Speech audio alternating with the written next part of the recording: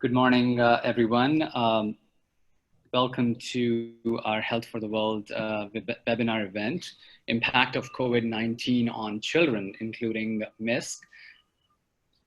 Today, we have an expert panel here representing us for a very important topic we're all worried about.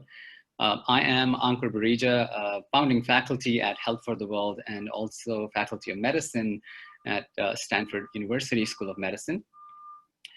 At Health for the World, we've been around for about 4 years with a 100% volunteer-driven team of doctors, software engineers, video editors, with a mission for leveraging technologies to bring high-touch educational solutions to healthcare providers and family caregivers all over the world. And now we've reached in 80 plus countries, and we're happy and glad that you're able to join us today for this important topic regarding COVID-19. The lecture will be recorded and uploaded online at our Academy website and YouTube, so it will be available. Let me jump into introducing our expert faculty today. We will start off with Dr. Alan Schroeder, who is the clinical professor of pediatrics at Stanford University School of Medicine and also associate chief of research here in the Division of Hospital Medicine. Next, Dr. Schroeder will tell us about an introduction and overview of the burden of COVID-19 in children. Then we'll have Dr. Karen Wilson from NYC. She is a Deborah and Leon Black professor and division chief of general pediatrics at Crevice Children's Hospital at the Ikahan School of Medicine at Mount Sinai. She will tell us about the epidemiology of MISC in children. And finally, we will have Dr. Dawn Wahese, who is division chief of pediatric rheumatology at the Children's Hospital of Montefiore, and also associate professor at the Albert Einstein College of Medicine.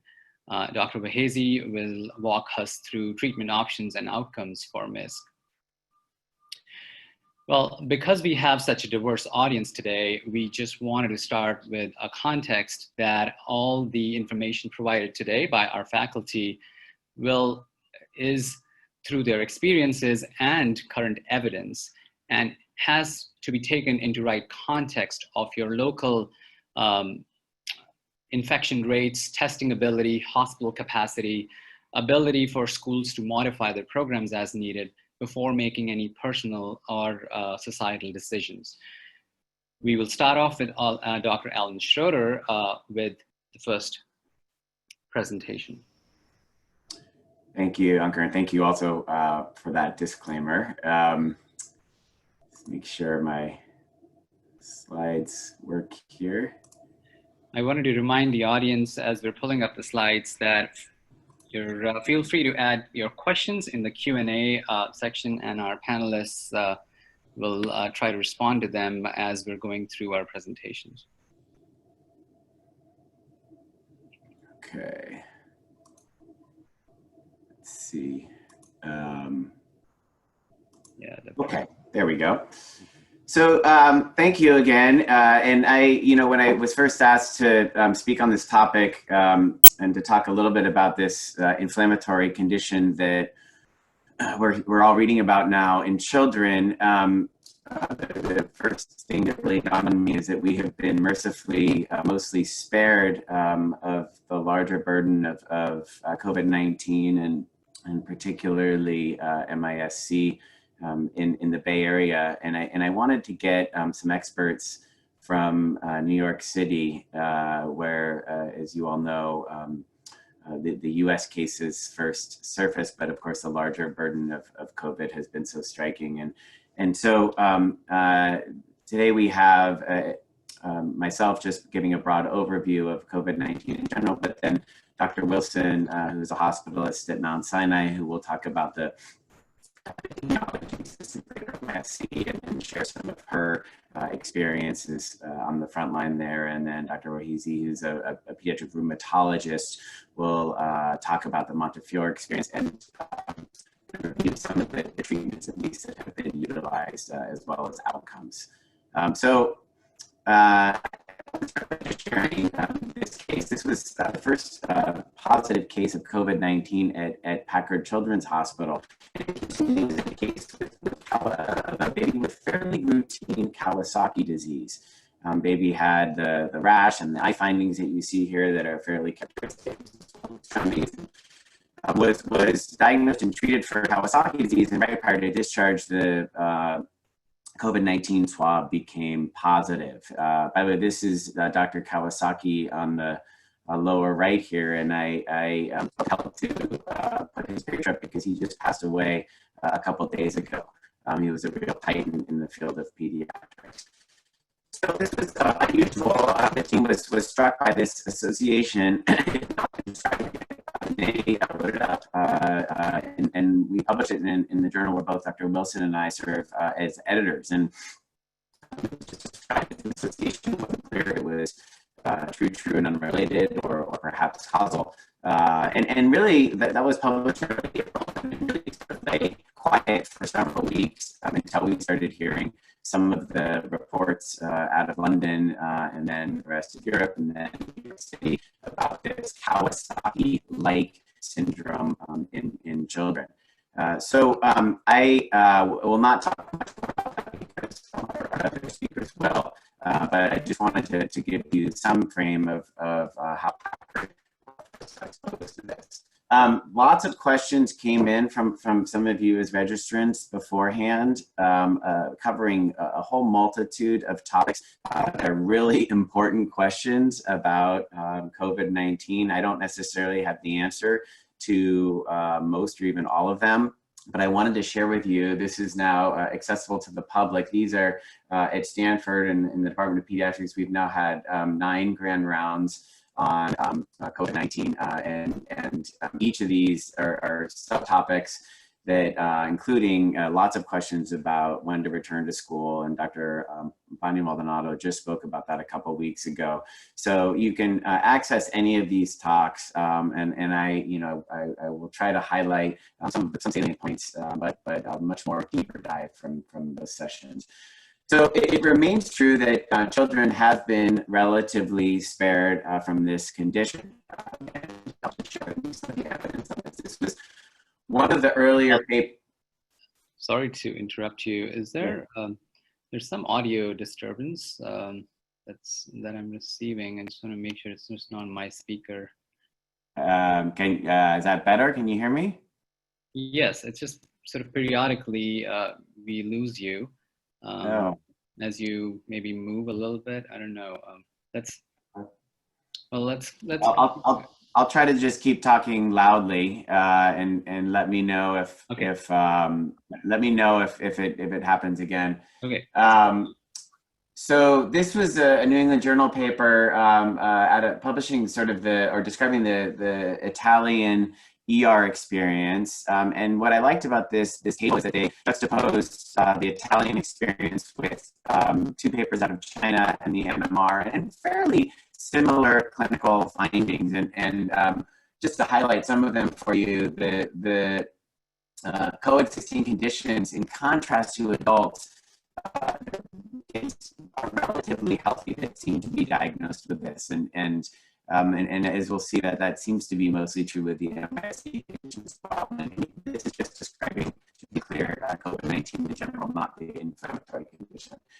Only about half of kids are presenting with fever, and about half of kids are presenting with upper respiratory symptoms. And interestingly, in contrast to adults, most kids are not hypoxemic with it. So you can see in the Italian experience, only 1 out of 100 kids had a saturation of less than 92, only 4 out of 170 from the Chinese experience. Deaths really quite rare in acute COVID-19 infections. And this is a subsequent meta-analysis of now over 500 cases published in Pediatric Pulmonology. Most of these hospital exposure, again, reiterating some of these patterns of fever in only about half of patients, cough in less than half, In adults, we talk a lot about leukopenia. Doesn't seem to be quite as common in the pediatric experience. Lymphocytosis in about a third of kids have normal chest x-rays. And probably most importantly, most of these kids wanted to be hospitalized, oftentimes just for isolation. Only 6 out of those 500 wound up needing critical care, and all of those with chronic conditions. Early on, only 1 death was described, and that was in an infant who also had intussusception. Whether that, again, like a Kawasaki case, whether that was causal or not is not clear. How are we doing on sound, Anchor? I think we're still losing you in between. It might be related to the Wi-Fi. I'm wondering if you're able to call in through your phone. At the bottom, there's an audio option to call in. Sure. Sorry about that, guys. That's all right. I believe it must be a Wi-Fi thing. Let's see. Can you read me the number? Let's see. Yes. Let me send you this in the chat.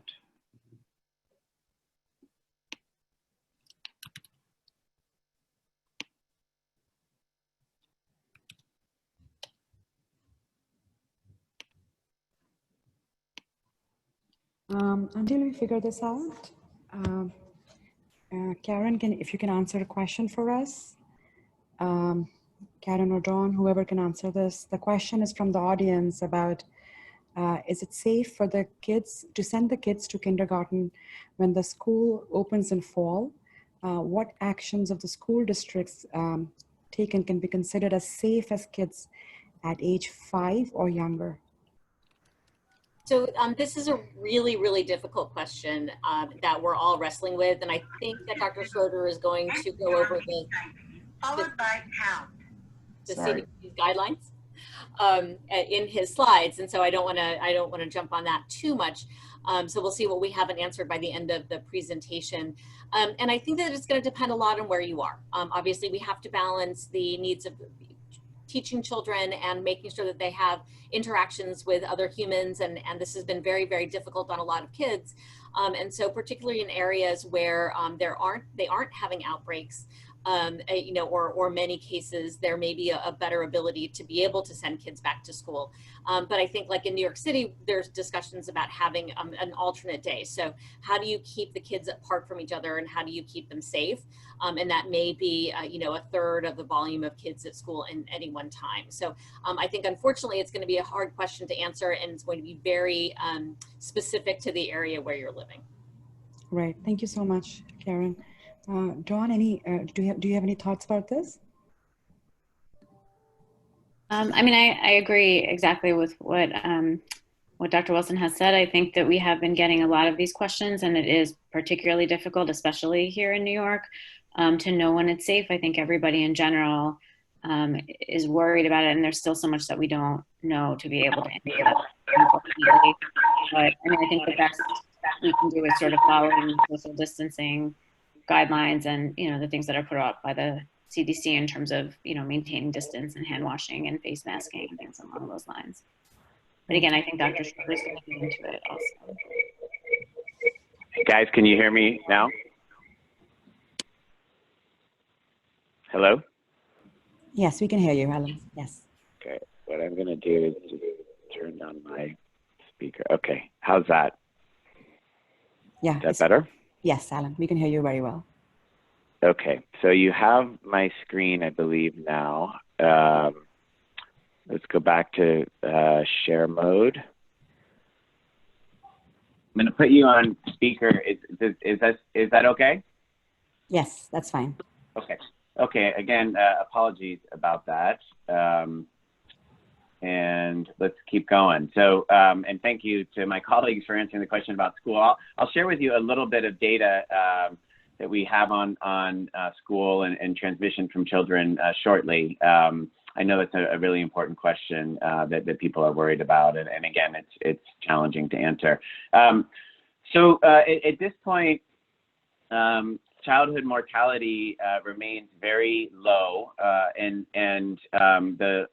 first we'll just talk about cases in general for context on the right here. the population adjusted cases by age in the U.S. This is CDC data.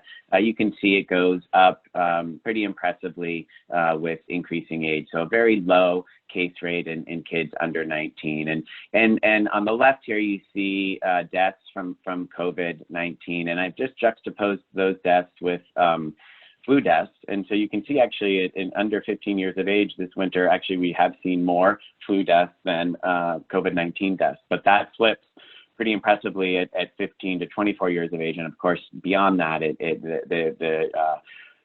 really COVID deaths just dwarf influenza deaths. And just to put these deaths in context from a pediatric perspective, car accidents are about 4,000 deaths per year, and firearm violence is about 3,000 deaths per year. And we're looking still at under probably under 100 pediatric deaths so far in the United States. So kids have been spared. There was a question that had come up about how we manage acute infection. Again, this is not the post-inflammatory condition, but just management of kids who come in sick acutely, presumably with respiratory illness from COVID-19. Again, we've really seen very little of this in the Bay Area. But I know my colleagues in New York and elsewhere have seen some of this. And at this point, I think given what we know, really standard ARDS and pneumonia and sepsis management is indicated. There had been some push early on in the pandemic to intubate patients early because of the concerns about increased aerosolization of virus using positive pressure ventilation. We have agreed now that based on what we've learned, that we will not be treating intubation really much differently than we would in case of respiratory failure from other causes, other than, of course, using appropriate PPE.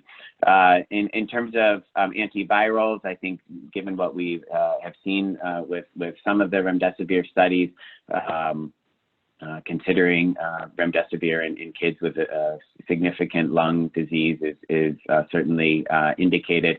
And actually, for those of you that have opened your newspapers today, there is a report of a dexamethasone trial out of England with 6,000 patients in adults, not kids, but showing, it sounds like, some impressive impact on mortality. So we may be seeing that there's more of a push for steroids in kids and adults with acute lung disease. Proning is something that we have been doing in the ICU setting for respiratory failure in children and adults. You've all been reading about that as seeming to be a successful and relatively easy and risk-free intervention for COVID-19. The one study that recently came out on this was from JAMA and showed that at least in a portion of patients, oxygenation does seem to improve with proning. Not everybody can tolerate proning, but I think it's certainly worth a try. And in a younger infant, it can be as simple as just having the parent hold the patient sort of on their chest, trying to be face down. So I think that's a fairly low cost and safe intervention. But this is sort of a synopsis of many of the questions that most of us still have. What role do children play in transmissions? How do we open schools? How can we quantify the collateral damage from this pandemic and from sheltering in place? And there are very real concerns about mental health, poverty, the education gap and literacy gaps widening, child abuse. So just a little bit on that, and I alluded you earlier to the Grand Rounds presentations that we've had, which get a little bit more in depth. But this is the paper just out of Japan that looked at sort of the patients that were the likely causes or primary cases in clusters, and you can see that it was really college age, young adults. That seem to be the source of most exposures there, oftentimes in crowded settings like concerts and restaurants. Really no described transmission under 20 years of age. So it's somewhat optimistic from a grade school perspective, perhaps a little bit of a note of caution from a college perspective. This is a nice summary of some of the evidence by some British pediatricians. Worth reading. The link is on the top there. And this is a recent meta-analysis of kids being infected versus adults. This is comparing exposures and showing that kids in general seem to have about half of the odds of getting infected when they are exposed compared to adults. So, you know, which is consistent with most of the prevalent studies, several of which I've listed here. In Iceland, they did sort of universal testing for acute testing and really found no cases in asymptomatic kids under 10. In the Netherlands, the seroprevalence antibody data was about twice as high in adults versus kids under 20 years of age. Italy looked again in a somewhat universal fashion and found no infections in kids. And the Swiss data, which is just recently published, interestingly found a similar seroprevalence in older kids, sort of junior high or high school age kids as adults, but a lower seroprevalence in younger kids. And I think Dr. Wilson may have some New York data that she can share from that. So why is this? Lots of theories out there, but this is, you know, this is probably one of the better explanations. A paper published in JAMA recently looking at the ACE2 receptor expression. ACE2 is the receptor that the virus attacks, showing you here that the younger you are, the less of this receptor you have, which is less substrate for the virus to attack. So that may be one of the explanations for why children get this less often. So what do we do about schools? This is now, unfortunately, a little bit of an older meta-analysis or systematic review published in Lancet a couple months ago, but suggested from the available studies, which at the time were about 16 studies, that school closure may have a small impact on deaths, but that other social distancing interventions seem to be much more effective. And we have seen with French schools and Israeli schools that there have been outbreaks, and I don't think it's unreasonable to suspect that if we open schools, we will see an increase in some cases. But that has to be weighed against the collateral damage of keeping kids out of school. There are lots of issues here. This is just one of them, but this is looking at food insecurity. School lunches are a common source of food for many children in the United States, and food insecurity has increased quite substantially in the pandemic. So the direct toll of this virus, just to summarize a few points, has been minor in kids versus adults, but the indirect tolls have been quite concerning. These issues need some further quantification and monitoring.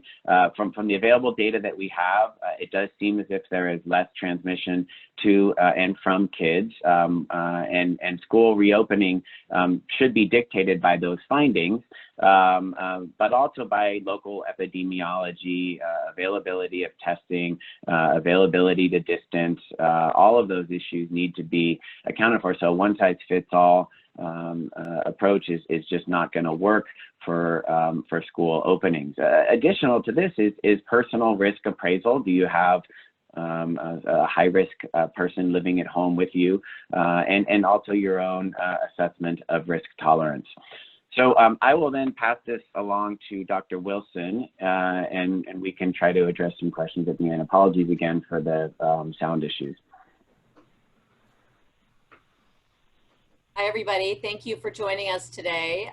Let me see if I can get this shared. Can you see my screen? Yes. So, and it's the full screen, correct? Yes. Great. All right. Thank you all for joining us today. Thank you, Dr. Schroeder, for that excellent overview about COVID-19. Obviously, in children, obviously, this has been a very sort of difficult process for all of us. And I think to Alan's point, one of the questions that I saw in the chat box that's directly related to something you just said is it safe to send a child to school when you have a multi-generational household? And I think that as you said, you really have to assess that risk. And I think that if you have an older, grandparents in the home, particularly if they are having health issues, that you have to be very cautious about whether those children are going to be able to go to school. And I think that that's one of the things that we saw in the Italian data, was that it seemed to cluster quite heavily in the multi-generational households. So definitely a higher risk. Okay, so I'm going to talk a bit about the epidemiology as much as we know, unfortunately, because we don't, in many places, we don't have testing of everybody. And so it's really hard to know the actual prevalence and incidence of the multi-system inflammatory syndrome in children when we don't actually know how many kids are affected, how many kids have had the infection overall. But I will give, I will do as well as I can. I'll just describe the epidemiology and then talk a little bit about what our experience here was at Kravis Children's Hospital at Mount Sinai in New York City, really being at the epicenter of this epidemic along with Dr. Wahezi. So the multi-system inflammatory syndrome in children, or pediatric multi-system inflammatory syndrome, started to appear in Italy and the UK about 1 month after the adult cases.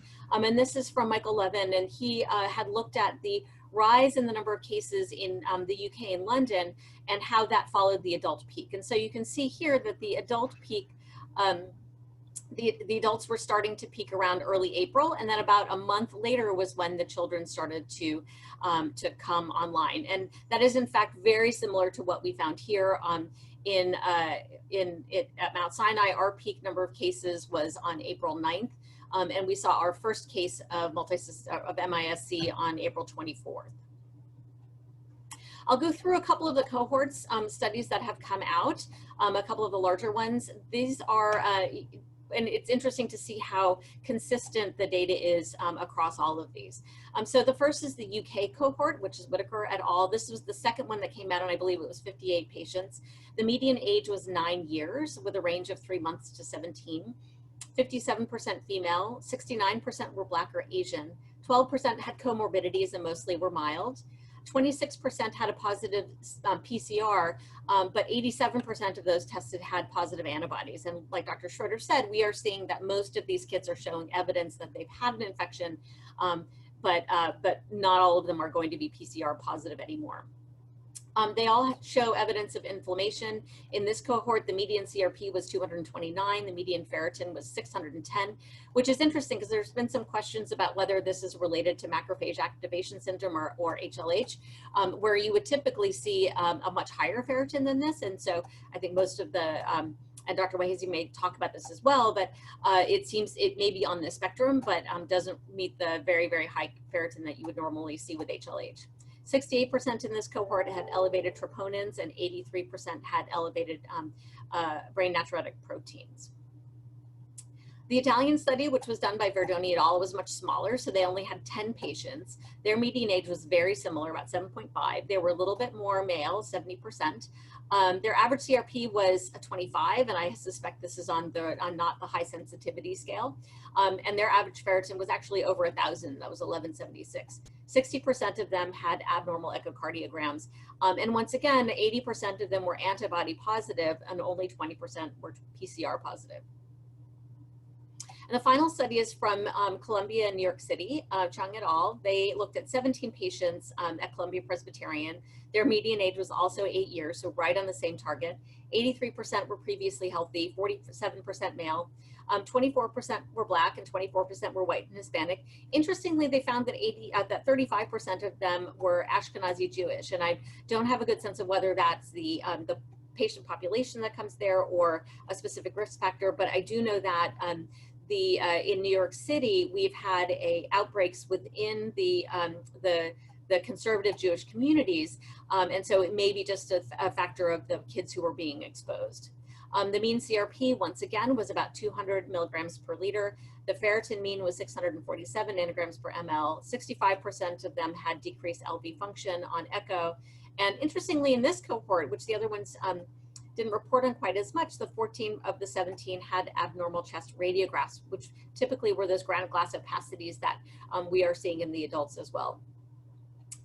So overall in New York State, we now, as of I think 2 days ago when I pulled this data from the New York State website, we've had 209 reported cases and 3 deaths. And I just want to put this in context that there have been 383,000 positive COVID tests, PCRs. And so this represents 0.00055% of the tested cases in New York State. And it's important to remember that we, until very recently, were actively not testing children in particular that had symptoms, assuming that they had COVID and assuming that if we brought them out, that we would be putting other people at risk with exposure to them.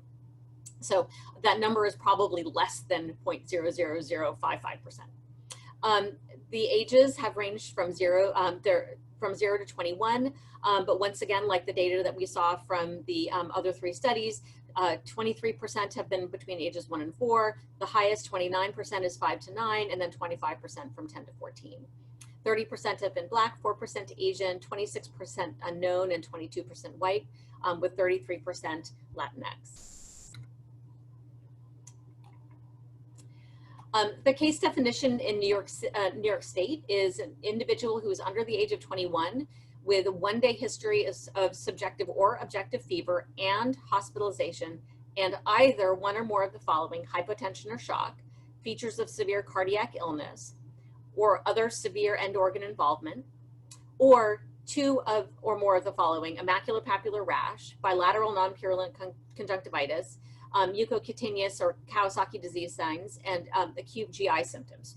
Almost all of the children that we have been seeing have been coming in with some type of GI symptoms, such as abdominal pain or diarrhea.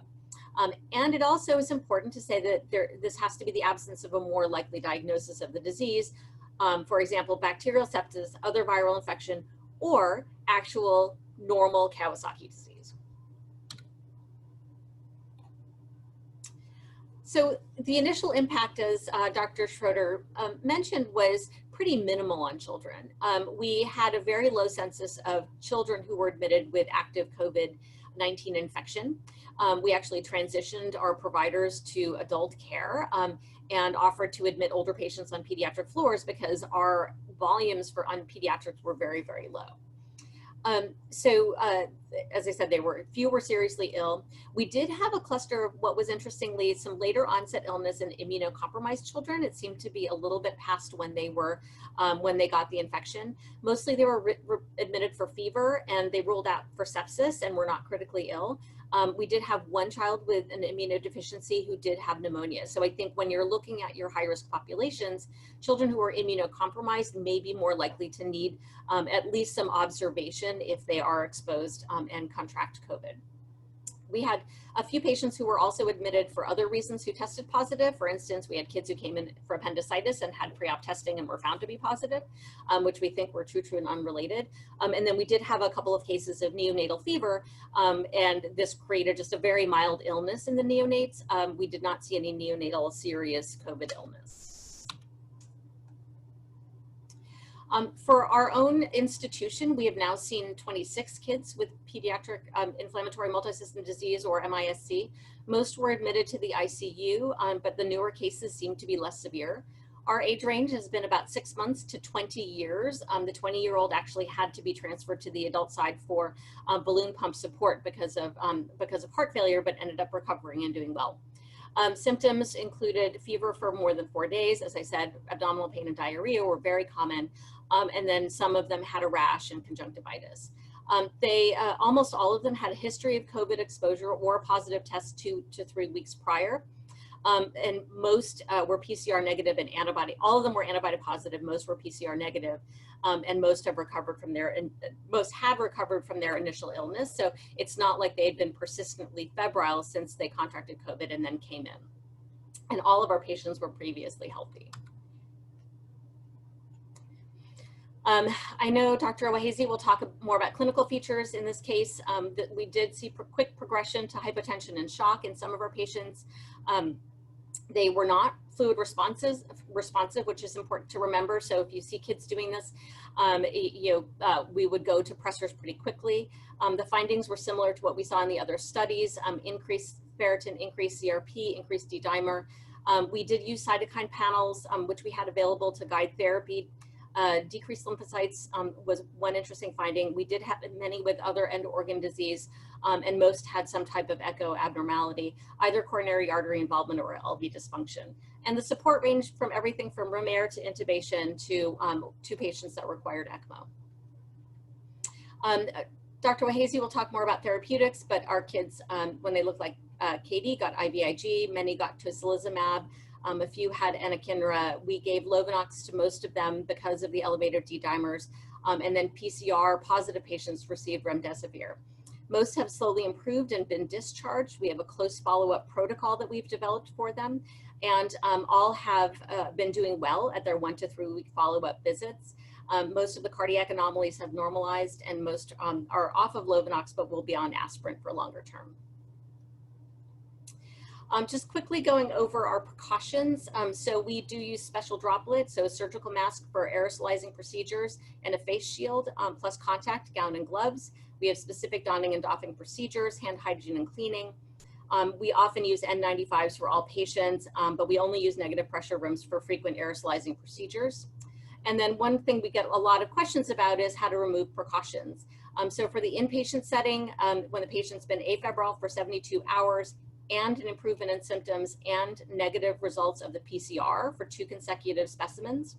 And then in the outpatient setting, at least 10 days have passed since the onset of symptoms, or if asymptomatic, at least 10 days have passed since the date of the first positive COVID-19 diagnostic test, and they've been afebrile and a marked improvement in symptoms. So we don't require repeat testing for clearance in the outpatient setting, except if they're coming into the hospital for surgery or chemotherapy. So I'll just give a summary and some reflections. I think our cases have been very similar to those reported in Italy and the UK.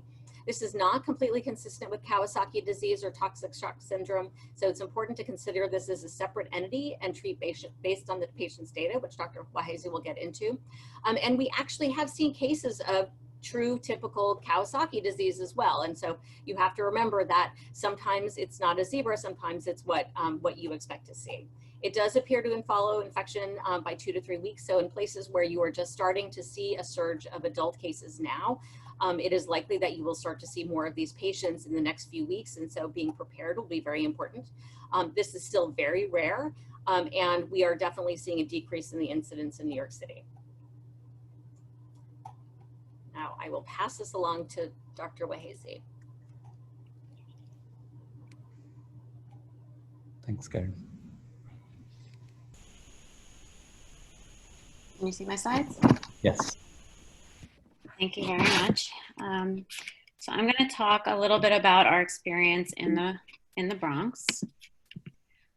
So this is just a map that shows, just as we all know, that New York was hit very hard with the pandemic, and this is where we are in the Bronx, being one of the boroughs that was hit the hardest in all of New York. This picture here is showing our total case count at our hospital. The top picture shows when we had the adults. So this was April 12th was our peak. So at our peak, we had about 2,000 patients in our hospital system that we were caring for with COVID. And because the adults were hit so hard, and at that time children weren't as much affected, we decided to open our children's hospital to help with the adult effort. So at that time we had 80 adults that we were caring for within our children's hospital with COVID. As time went on and the peak decreased, we closed our adult unit. So by April 23rd, our adult unit closed, and we went back to caring for children. And within a few days of that, as you've heard, is when this the peak of the children came in with the MISC. So now, as Dr. Wilson mentioned, we have over 200 MISC cases that are currently under investigation in New York, and about a third, or maybe a little bit less than a third of those do come from the Bronx. So in terms of what we've been seeing at our hospital, it's very similar to what you've just heard. So these are medians that our median age was around 6, and that's the interquartile range from 3 to 8. There was some thought with COVID that there was this male predominance, and with MISC we thought that was the case initially as well, and we've seen that, but maybe not to as much of a significant degree. Our population is predominantly Black and Hispanic, so most of the cases included those patients. All of our patients had fever, and this is the range of the length of fever in days. As Dr. Wilson mentioned, a majority had GI manifestations and rash. There were some with conjunctivitis, and a fewer proportion had respiratory manifestations, as we've seen with this syndrome. About half our patients did have shock, and 40% met criteria for KD or incomplete KD, and then 40% had myocardial injury. So as has been described with many of the cases, we are seeing these different phenotypes for how these patients present. In terms of the laboratory markers, so similar to what other people have been describing, and I agree it is very striking how similar all these cases are. There was lymphopenia that we saw. We did see some thrombocytopenia. Interestingly, as Dr. Wilson mentioned, patients do have elevated CRPs and ferritins, but not to the extent of what we would see if we were thinking about MAS or secondary HLH. So we did see lower numbers of ferritin relative to that. As people have described, there are very high troponin levels, very high peak BNP levels. And similar to what's been described, we had only a quarter of our patients were PCR positive, where many others were in fact IgG positive. So we have looked at the comparisons between how the patients presented to try to see if there's any clues that we can gain from how they present to help us figure out how they will do in the long term or how we should manage them. And so when looking at patients who came in with this KD or atypical KD type picture versus everyone else in the group, there really was no difference in their manifestations. So the only difference was that the KD group clearly had more conjunctivitis, as that was part of the criteria in diagnosing them, but really there was no difference in GI manifestations between the groups. There was no difference in the amount of shock or acute myocardial injury. So whether or not you had those KD type features or not, we still very much saw similar manifestations, and the same with the lab markers. The amount of inflammation or thrombocytopenia or pro-BNP elevation was similar whether or not you looked like you had a KD type of presentation versus not. When we looked at those who had shock versus no shock, we did actually see some differences there. So the patients who had shock tended to be a little bit older. The clinical manifestations were fairly similar, again, in terms of the GI manifestations and rash and things like that. But clearly the ones who had shock were more likely to have hypotension, obviously, and also more likely to have acute myocardial injury. And then the labs actually were different. So the ones who had shock had more prominent lymphopenia, more prominent thrombocytopenia, neutrophilia, much higher elevated pro-BNPs and troponins, and higher D-dimers as well. And then interestingly, the ferritin and the CRP was not significantly different between those groups. So in the adult patients with COVID, where we were worried about the cytokine storm and hyperinflammation, and really were relying on those markers to help us decide who was going to be sick in that respect, it doesn't seem to be playing out in that same way here. And then we did look at the SARS-CoV-2 testing in terms of the PCRs and the antibody testing to see if there was any differences among the groups to help kind of distinguish who was going to, show which phenotype, and it wasn't helpful. There was no differences in those testing either. So I wanted to highlight again that this, as you've heard, this really is a spectrum of disease, and this really is a syndrome that seems to be related to COVID, and I think we're trying to label it with names such as KD or toxic shock or things that we know and feel comfortable with, when in reality it may not actually be any of those things. It just it kind of looks like it. Just as Dr. Wilson said, we have to keep in mind that there is, true KD, and then there is what we're seeing in the syndrome.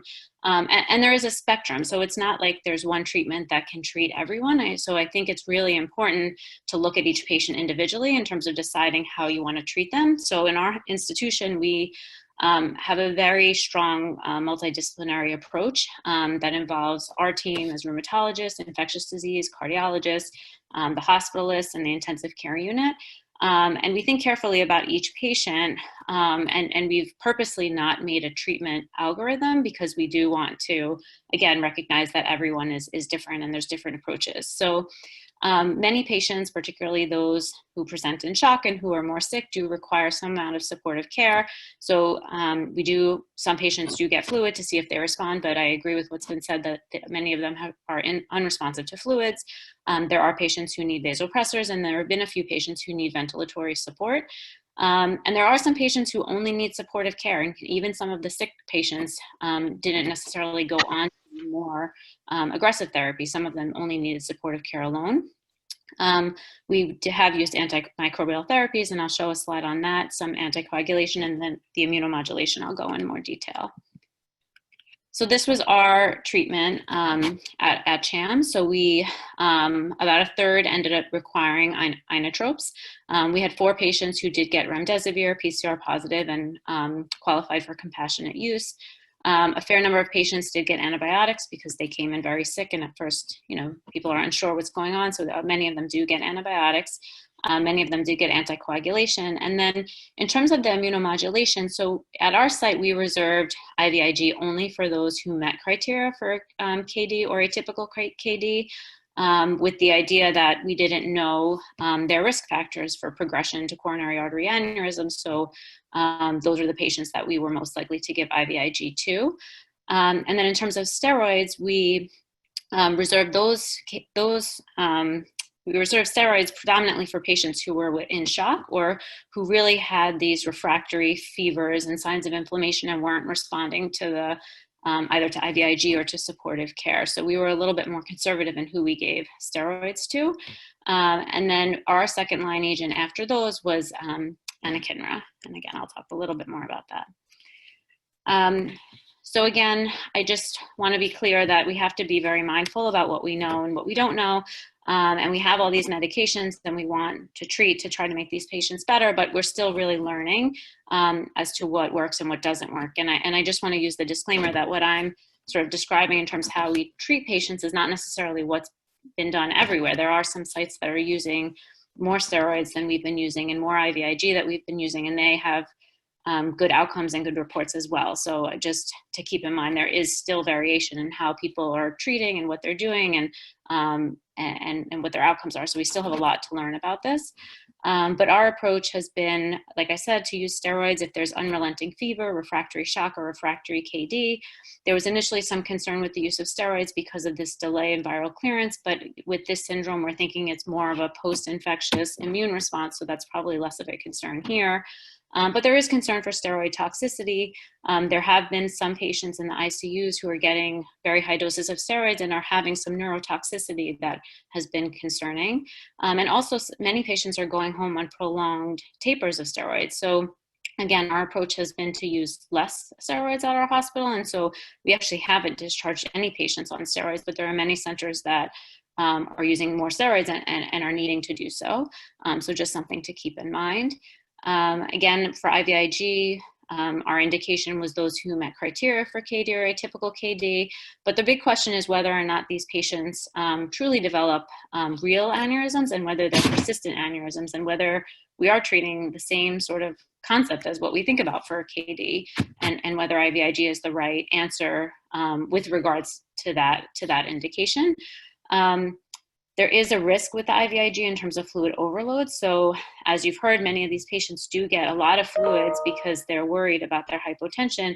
And then if you give IVIG on top of that, we have had some patients go into respiratory distress simply because of the amount of fluids that they received. And they're in heart failure. So there's many things that have to come into consideration when you're giving this volume of IVIG.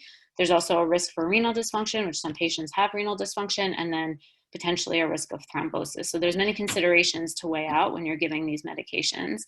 And then lastly, in terms of biologics, we elected to use biologics when we had, again, unrelenting fever or refractory KD to IVIG and steroids. And our choice at our site was to use anakinra. So I know that there has been reports of using tocilizumab in COVID in general and in MISC. So this was just our personal preference. We like anakinra because it's very short acting. It's quickly on, quickly off, and we can titrate it better. In terms of our outcomes, so our median hospital stay was about 5 days. We didn't have any deaths or any patients requiring ECMO. We had about half our patients ended up in the ICU, and clearly those are the ones who presented with shock. Our median ICU stay was brief, and it was about 3 days. In general, there were some that were longer, and we only had 2 patients who required intubations. In terms of coronary artery dilation, so that has been a big question that people have been asking because of this similarity to Kawasaki. So we had 4 patients who had coronary artery dilations with a Z-score over 2.5, and then 2 with coronary artery dilations with a Z-score of 2 to 2.5. So, and we've been following these patients now in a multidisciplinary clinic once they go home. So our plans are to see them 1 week after discharge, 1 month after discharge, 6 months, and 1 year. And so we've completed all our 1 week follow-ups and are now working on our 1 month follow-ups. And so what we've seen is that almost all the patients with coronary artery dilations resolved. Some of them resolved even before they left the hospital. So 5 out of the 6 completely normalized in less than 2 weeks. There is 1 patient who still has not fully normalized, but we've only seen them 1 week out. So we're going to, the cardiologists are going to see them back again, I think next week, to just see sort of what the status is with that. The cardiac function, so all of the patients have improved and majority of them have normalized their cardiac function. So the real take home for that is even though these patients are very sick when they come in, the overwhelming majority of them do really well. And again, I mentioned that there's different sites using different ways to treat them. And I think all the sites are really reporting good outcomes for these patients. So I think that's something really important for families to know and people to know, that even though they look very scary, the outcomes generally have been very good. And their lab markers at 1 week, for the most part, have all also improved or normalized. There are some who have some elevations still in their inflammatory markers a week out, so we'll see what they look like, you know, even further out. And we are seeing some amount of thrombocytosis after the fact, with most of them not as severe as what you might see with Kawasaki's, but there are a third of them who did have platelet levels over 600 when we're looking at them 1 week out. So again, just something to consider when you're thinking about aspirin usage and things like that. So that's the end of.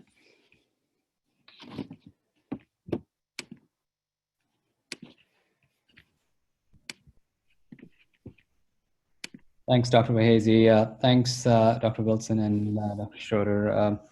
And thank you also to all of you for answering the questions in the Q&A section. And we do have one question that just came up and is still unanswered. The question is, the use of NSAIDs for symptomatic treatment, question mark, is the recommendation still to avoid these? I can answer that. So there was some initial concern with COVID in the very beginning that because of the involvement of ACE, the ACE2 receptors, that maybe NSAIDs would be bad and harmful. And there were some early reports suggesting that they might be harmful, but we have not seen that at all. And I think they, subsequently that has been sort of retracted, and all of the recommendations from all the guidelines coming out and from our American College of Rheumatology have been that NSAIDs are safe and okay to use. And I just put into the chat box, I put a reference to a BMJ article from the end of March that sort of synthesizes the lack of evidence against NSAIDs. But just as a,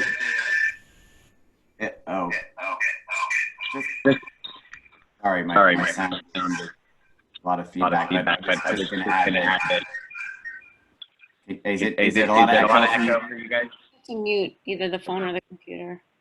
Yeah. Go ahead.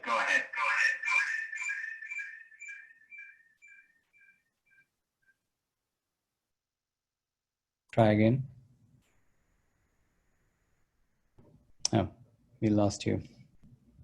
Any other treatment, you know, we should weigh risks and benefits, and NSAIDs do, you know, have gastric effects and kidney effects and other things like that. So certainly in someone who is really highly uncomfortable from fever and pain, NSAIDs, there's no reason to think that NSAIDs are dangerous specifically because of COVID-19, but also should, you know, we should approach it with as much caution as any other drug.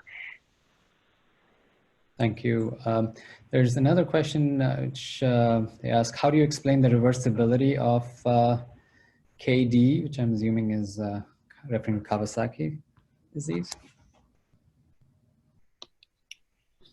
Reversibility meaning, so I think so we don't know if this is the same as KD, and we don't know if these are actually real aneurysms. So the cardiologist will tell you that you can have coronary artery dilation in any sort of febrile illness or hyperdynamic state, or when you have a really sick patient.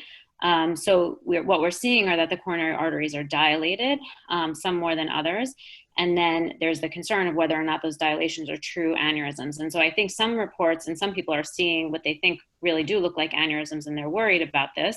But I think we're still trying to tease that out, and you know, Karen or others can jump in if they don't agree. But I think we're still trying to tease out whether or not these are true aneurysms, and then if they will last. So if it's a mild dilation because they're really sick, and then as they get better, the dilation resolves, then it might not be the same as what we think of for KD. And I think that's what we're still trying to tease out. So I don't think we're necessarily reversing KD. I think we're still trying to tease out if it's the same thing or not.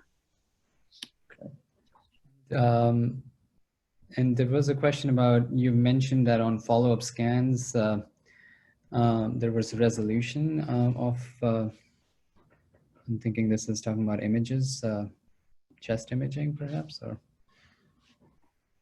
That might have been talking about the resolution of the coronary artery abnormalities on echo, which I think you were just talking about. Okay.